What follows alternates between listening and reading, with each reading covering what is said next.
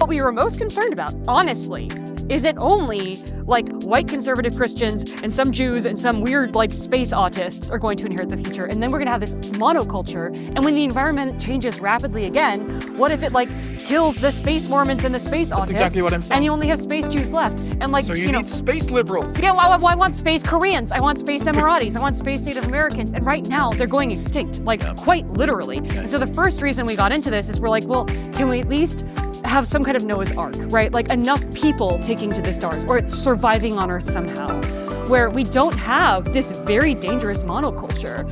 And that, I think it's possible because what we're looking at is logarithmic growth. You only need like 14 South Korean families to make it through. We probably already lost Indigenous Americans. I think that's what's left. Yeah, basically. South Korean fertility has risen from under 0.7 to just over 1 in the latest numbers. How the fuck did that happen? When Iran started curtailing female access to higher education, their birth rate continued to plummet. Okay, so I'm asking, what's the relationship? There are a couple of studies that use credibly causal variation. So they're looking at like places where mandatory school enrollment was raised by a year or two. Primary school education does have a causal effect. When you go from like, oh, you had 6 years of education to 8, that does reduce fertility. Tertiary education, college education doesn't appear to. Which is usually what people are pointing the finger at now. Usually we aren't like, those women should have stopped at 5th grade. Like that, but that does matter. Like just getting people basically literate and agential in the world does matter. If anything, it helps now because it's how women are finding their partners. Yeah. But tertiary education doesn't seem to have, to my knowledge, there's not a credible study showing that expansion of tertiary education reduces. Okay, so the most used reason for people left of center is wrong. There's a grain of truth, but it's more complicated. And the most used reason for people right of center, as long as you believe that kids up to the age of 16 should be educated, is also largely wrong. Yeah. This I mean, entire we've touched on conversation it. It's fucked, mostly, isn't it? you get things like women being told that like, when you get married, it's like your individuality is done. I mean, on some level, yes, that's true. It is. No, it's our modern culture that basically has shifted our values in favor of individualism and hedonism. And but men get told this same thing about it's true. Individuality. It's true, but I think women have a lot more to lose. So it's sort of men feel like they become complete when they have their wife and their kids. Whereas women, what you're being sold is you're gonna lose yourself once you have kids and your husband. You no longer exist as an identity. And in a world where everything is about you, that's terrifying. Also, women are raised to want to always be 20, to always try to look 20. When you see, older female actresses now, they still look, or they're trying to look like they're 20. Like there's no model for like a matronly middle-aged woman who has a lot of kids who's kind of cool. Well, like maybe flexed, that sort of thing can't be flexed on Instagram. So I think the way that, I mean, it can be.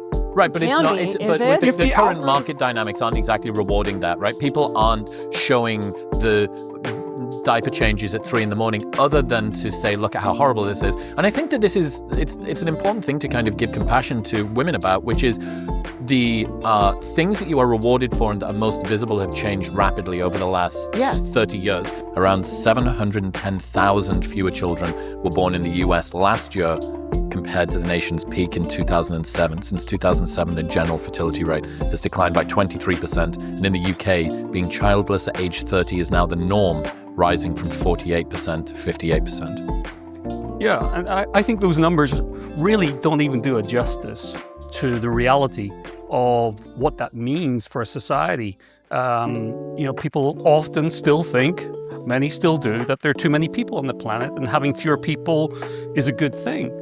But when you look at the dynamics of this, I like to talk in the periods of time in which births will half, and then half again, and half again, and half again. A curious one I was looking at the other day is if you have a fertility rate of 1.0, that's very low, but it's above what we're seeing right now in Korea and Taiwan, Hong Kong, etc. If you take 1.0, and if that doesn't change, the total births in a given generation is equal to the total future births of all future generations. Because you keep halving and halving and halving and halving. And you add up all those halves of halves of halves. and you get no more than the total of the current generation. Now that's 1.0. That's a fun homework math problem. Right, You're like right. intro to demography. Well, the stat. Can you explain what this graph is, please? Yeah, sure. So, oh, yeah, that's one of ours. Yeah. well, yeah, and I have my own way of deriving it, but I saw that it's the same. It's the same same thing. So, the way I like to state it is for each individual country, at what moment in time does a woman have a 50% chance of ever becoming a mother? And that means you look at the people who've already become a mother. And in the US, this is around age 27. So if you look at American women who've become mothers at 27, and then look at all other women currently childless at 27, how many would be expected to become mothers at current prevailing fertility rates? And in the US, that's 50-50 at age 27. That shocks a lot of people. And back to your point, that I do sense, a shift. You were saying about the idea of things are starting to change and maybe prioritize, and maybe we will see people deciding to prioritize becoming a mom again over purely career. Why is it the case that having this conversation is so unpopular on the internet and immediately gets thrown the right-wing, conservative, misogyny, the fascism? Why do those arguments get thrown around so quickly? I think people understand correctly that there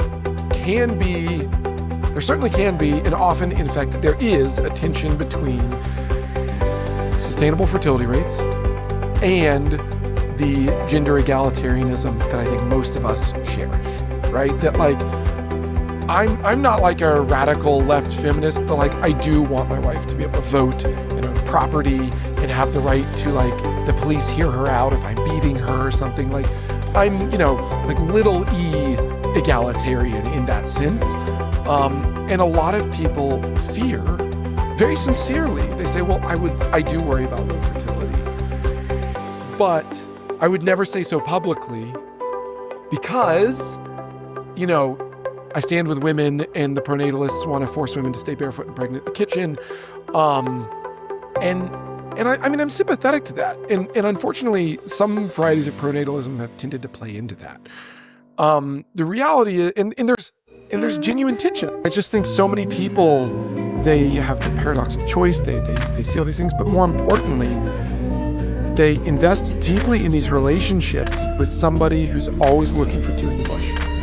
And you'd be better off having hard conversations on the first date and proposing when you're 90% certain. What does that look like, hard conversations on the first date? What should people ask on a first date? Number of children, views of divorce, what religion children will be raised in if they are born, go babysit your niece and nephew's kid, what do you think about spanking?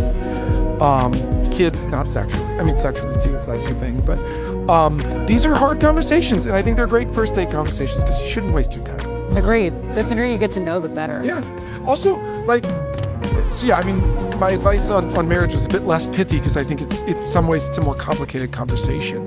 But you are very likely to regret having too few kids. The number one predictor of too few kids is late marriage, and marriage makes people happier. Why is that a new or novel identity shift challenge that women are facing?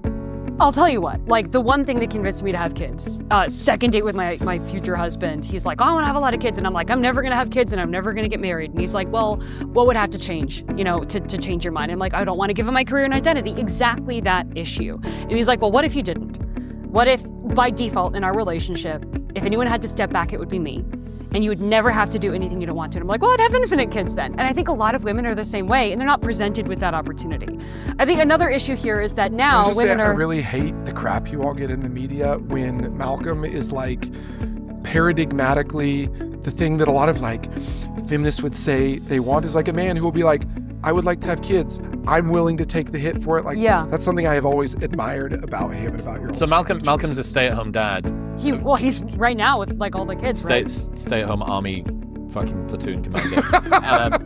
While Sorry, I interrupted you, but I just want to do some No, but the fact that he does that. That alone. I've said it here. If you don't have a kid by age 30, your odds of ever having a kid are only 48%. Yeah. Well, don't actually, waste your life. They don't care. They don't care. No, they do care. They care. Okay, Oh my gosh. Randomized Oh controlled my trials gosh. say they do care. When you sit two classes of students in different rooms, and you give one of them fertility education seminar and the other one just like a general informational movie, it creates a large effect. And there's only one study that's done like a 2-year follow-up on it was married couples who did it, and they found the group that got the education had twice as high odds Married of being couples. fertile. Yeah. They were already married. The I've coupling's been received fixed. letters from high school classes that have been presented in pronatalist and It needs more antinatalist debates. research. They have zero interest in kids. It needs more research, but all of the randomized controlled trials that have been done, mostly on college students or this one on married couples, suggests the values do change in response to information. And the only one with behavioral follow-up, which is this married couple one, the behaviors also changed.